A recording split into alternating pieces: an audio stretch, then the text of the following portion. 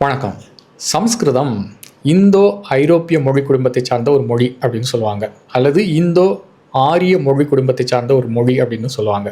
ஏன்னா சமஸ்கிருதத்துக்கும் ஐரோப்பிய மொழிகளுக்கும் இடையே சில தொடர்புகள் உண்டு.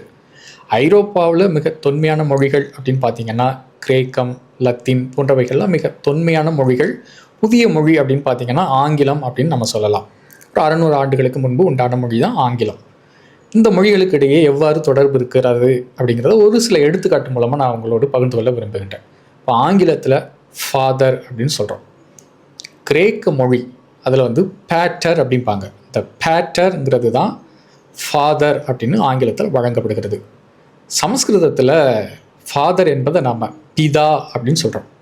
அப்போ பிதா சமஸ்கிருதம், பேட்டர் என்பது கிரேக்க மொழி, ஃபாதர் என்பது ஆங்கில மொழி.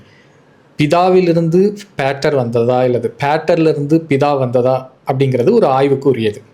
ஆய்வாளர்களின் கருத்துப்படி இவைகள்லாம் ஒரு பொது மொழியிலிருந்து உண்டாயிருக்கலாம் அப்படின்னு அவங்க கருதுகிறாங்க. அதே போன்று ஆங்கிலத்தில் மதர் அப்படின்னு சொல்கிறோம். பழைய கிரேக்க மொழியில் அதை மேட்டர் அப்படிம்பாங்க.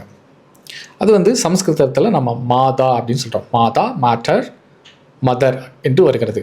அதே போன்று இந்த எண்களை எல்லாம் பார்த்திங்கன்னா ஆங்கிலத்திலையும் கிரேக்க மொழியிலும் ஒன்றாக இருக்கும். இப்போ நாம் 9 அப்படின்னு ஆங்கிலத்தில் சொல்கிறோம். பழைய கிரேக்க லத்தீன் மொழிகளில் அதை நவோஸ் அப்படிம்பாங்க.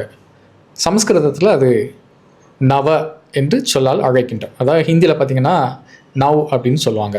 இதை போன்று நிறைய சொற்களை நாம் காணக்கூடியதாக இருக்கிறது. காலத்தில் வட இந்திய பகுதிகளில் மக்களின் பேச்சு மொழியாக பிராகிருத மொழி இருந்ததாக கூறுகின்றார்கள். அதுலேயும் உட்பிரிவுகள் நிறையா இருந்ததாக கூறுகிறார்கள். பீகார் போன்ற பகுதிகளில் ஒரு வகையான பிராகிருத மொழியும், ஒடிசா போன்ற பகுதிகளில் ஒரு வகையாகவும், மகாராஷ்டிரா போன்ற பகுதிகளில் மகாராஷ்டிரா பிராகிருதி போன்ற மொழியும் இருந்ததாகவும் கூறுகின்றார்கள். இந்த பிராகிருத மொழியை செம்மைப்படுத்தி செய்யப்பட்ட மொழி தான் சமஸ்கிருதம் என்றும் கூறுவார்களும் உண்டு. இன்றும் நீங்கள் பார்க்கலாம், வட இந்திய மொழிகளுக்கு இடையே சில ஒற்றுமைகள் இருப்பதை நீங்கள் பார்க்கலாம். இப்போ ஹிந்தி மொழியை எடுத்துக்கொள்ளலாம், மராட்டிய மொழியை எடுத்துக்கொள்ளலாம். இந்த மொழிகளுக்கு இடையே நிறைய ஒற்றுமைகள் உண்டு. இப்போ ஆங்கிலத்தில் ஒரு தொடரை எடுத்துக்கொள்ளலாம், ஒரு சென்டென்ஸ்.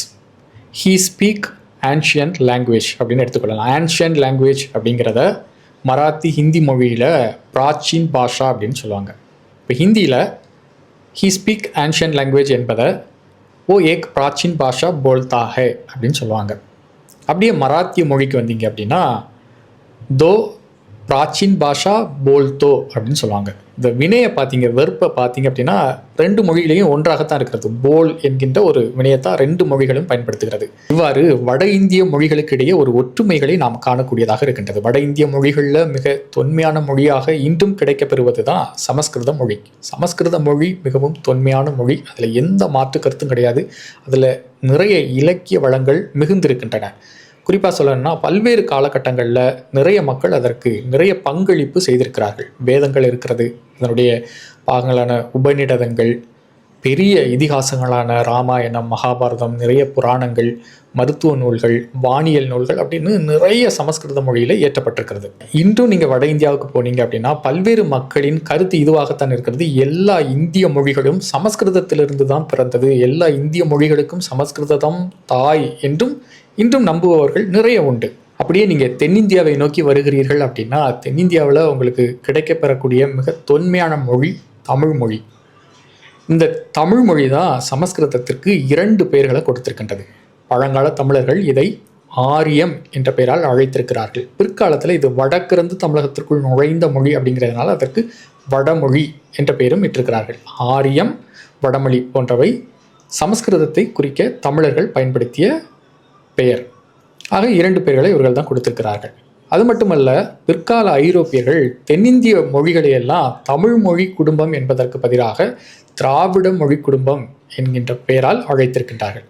அதற்கும் அவர்கள் மறு சீரமைப்பு கட்டமைப்பு செய்வதற்கு எடுத்துக்கொண்ட பெரும்பாலான சொற்கள் 95 விழுக்காடு சொற்கள் தமிழ் மொழியிலிருந்து தான் அவர்கள் எடுத்திருக்கிறார்கள். இன்றும் தென்னிந்திய மொழிகளில் ஒரு சொல்லுக்கு வேர் சொல் காணணும் அப்படின்னா நீங்கள் தமிழுக்கு தான் வரணும். இப்போ எடுத்துக்காட்டுக்கு ஒரு சொல்ல உங்களோட நான் பகிர்ந்து கொள்கிறேன். இது குறித்து நான் ஏற்கனவே விரிவான ஒரு காணொலி வெளியிட்டிருக்கிறேன். கீழே இணைப்பு தர. தமிழில் பொழுது என்று ஒரு சொல் இருக்கிறது. மலையாளத்திலையும் பொழுது என்று பயன்படுத்துகின்றார்கள். கன்னடத்தில் ஹொத்து என்று கூறுவார்கள். அதாவது தமிழில் ப என்பது கன்னடத்தில் ஹாவாக மாறும். இந்த ஹொத்து என்கின்ற கன்னட சொல்லுக்கு நீங்கள் வேர் காண்பது கடினம். ஆனால் இந்த பொழுது என்கின்ற தமிழ் சொல்லுக்கு நீங்கள் வேர் காண முடியும். இதனுடைய அவர்கள் மூலச் சொல்லாக எடுத்திருப்பது போல் என்கின்ற ஒரு தமிழ் சொல். போல் அப்படின்னா இரண்டாக பிரித்தல். நம்ம சொல்கிறோமா இரண்டாக பிளக்கிறது அப்படின்னு சொல்கிறோம். பிளத்தலை குறிக்கும். ஒரு நாளை இரண்டாக பிரிக்கும், இரவு பகல் அப்படிங்கிறது அது போல். இந்த போல் என்பது தான் போழ்து என்று மாறுகிறது. போழ்து அப்படின்னாலும் பொழுதைத்தான் குறிக்கும். ஒரு திருக்குறள் கூட உண்டு, செவிக்கு உணவு இல்லாத போழ்து அப்படின்னு வரும். போழ்து அப்படின்னா பொழுதை குறிக்கும். போழ்து என்பது தான் பொழுதாக மாறுகிறது. பிறகு அது போது என்று மாறுகிறது. நம்ம அவ்வப்போது, எப்போது, இப்போது என்று நாம் கூறுகின்றோம். இப்படி நம்ம அதில் வேறு காணக்கூடியதாக இருக்கிறது. அந்த ஹொத்துங்கிற சொல்லுக்கு நீங்கள் வேறு காண முடியாது. இப்போ அந்த காணொலியோட இணைப்பு நான் கீழே தர்றேன், காணாதவங்க அதை கண்டு பயனடையணும் வேண்டிக் கொள்கிறேன். இப்போ ஒரு சொல்லுக்கு வேர் சொல் காண்பது தமிழில் தான் நீங்கள் காணணும். இந்த மறு கட்டமைப்பு செய்தவர்கள் பெரும்பாலான சொற்களை தமிழிலிருந்து எடுத்து தான் மூலச்சொற்களாக திராவிட மொழி மூலச்சொல் என்று தமிழ் சொற்களை தான் வைத்திருக்கிறார்கள். அப்போ கன்னட மொழிக்கும் நீங்கள் வேறு காணணும்னா நீங்கள் தமிழுக்கு தான் வரணும். அதே போன்று நீங்கள் மலையாளத்தை எடுத்துக்கொண்டாலும் 14ஆம் நூற்றாண்டு வரைக்கும் அந்த நிலப்பகுதியில் பேசப்பட்டது தமிழ் என்பதற்கு நிறைய சான்றுகள் இருக்கின்றன. 4ஆம் நூற்றாண்டில் இன்றைய மலையாள மொழியின் ஆதி காவியம் சொல்லப்படக்கூடிய ராமசரிதத்தில் இருக்கக்கூடியது 60 விழுக்காடு தமிழ் இலக்கண நடையை பயன்படுத்தி தமிழாகத்தான் இருக்கும். ஒரு சான்றுக்கு ஒரு பாடலை பாருங்களேன்.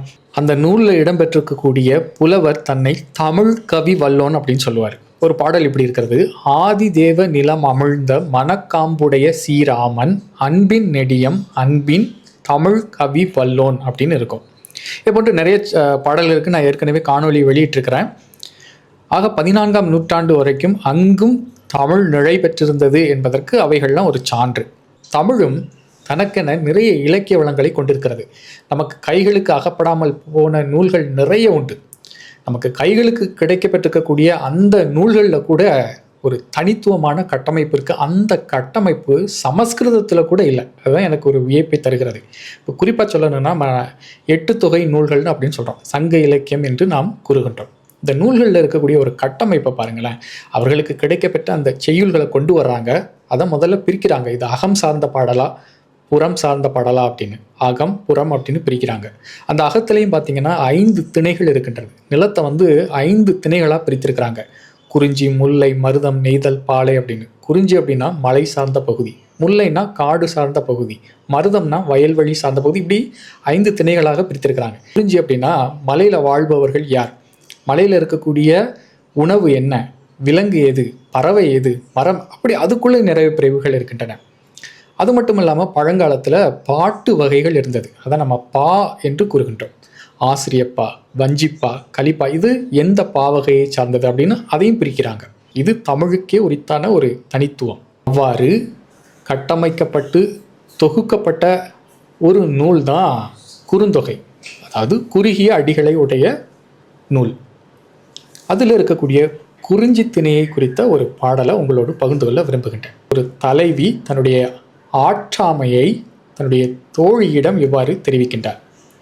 தலைவன் எப்பேற்பட்ட குறிஞ்சி நில தலைவன் தெரியுமா? அவனுடைய குறிஞ்சி நிலம் எப்பேற்பட்டது அப்படின்னா, அந்த குறிஞ்சி நிலத்தில் மூங்கில் மரம் நிற்கிறது. மூங்கில பழங்காலத்தில் கழை என்று சொல்லாலும் அழைத்திருக்கின்றார்கள். பசுங்கழை அப்படின்னா பசுமையான ஒரு மூங்கில் மரம். அந்த மூங்கில் மரத்தில் யானை தன்னுடைய துதிக்கையை கொண்டு அந்த மூங்கில் மரத்தை அப்படி மேலிருந்து அப்படி கீழே இழுக்கிறது. அப்போ அங்கே அந்த பகுதிகளில் திணையை பாதுகாப்பதற்கு காவலர்கள் இருக்கிறார்கள். அந்த காவலர்கள் வேறு விலங்குகள் திணைகளை தின்றுவிடக்கூடாது என்பதற்காக கவட்ட கம்பு அப்படின்னு நம்ம சொல்லுவோம், அந்த வில்வாறு அப்படின்னு சொல்லுவோம், அதை கவன் என்று சொல்வார்கள். அதில் கல் கொண்டு அந்த மூங்கில் மரத்தின் மீது எரிகிறார்கள். அந்த கல் மூங்கில் மீது பட்டு எழுகின்ற அந்த ஒலியை கேட்டு காட்டு யானை தன்னுடைய துதிக்கையால் பிடித்திருக்கக்கூடிய அந்த மூங்கிலை கைவிடுகிறதா. அது எப்படி இருக்கிறது அப்படின்னா, அந்த ஒரு நொடி பொழுது நீங்கள் மீன் பிடிக்கிறதுக்காக போட்டிருக்கக்கூடிய தூண்டில மீன் பிடித்துட்டு விட்டால் இந்த தூண்டில் எப்படி உங்ககிட்ட மேலே எவ்வி வருகிறது அது போன்று இருக்கிறதா. ஏனல் காவலர் கவன் ஒலி வெறி காண யானை கைவிடும் பசுங்கழை மீனெறி தூண்டிலின் நிவக்கும். இந்த இதில் இருக்கக்கூடிய 3 அடிகளை தான் பயின்றிருக்கிறேன். அதனுடைய முதல் அடி, இறுதி அடி. இது குறுந்தொகை 54வது பாடல். அதை நீங்கள் பயின்று பின்னோட்டத்தில் முதலடியையும் இறுதி அடியையும் கொடுக்கணும்னு நான் விரும்புகிறேன். இந்த காணொலி உங்களுக்கு விருப்பமான காணொலி அப்படின்னா மற்றவர்களுக்கு பகிர்ந்து கொடுங்க. முதல் முறையாக என்னுடைய சேனலை பார்க்குறீங்க அப்படின்னா அப்படியே பிளேலிஸ்ட்டுக்கு போங்க. பல தலைப்பின் கீழ் பல காணொளிகளை வெளியிட்டிருக்கிறேன். அவற்றை கண்டு பயனடையுமாறு அன்போடு கேட்டுக்கொள்கின்றேன். மீண்டும் சந்திப்போம். நன்றி.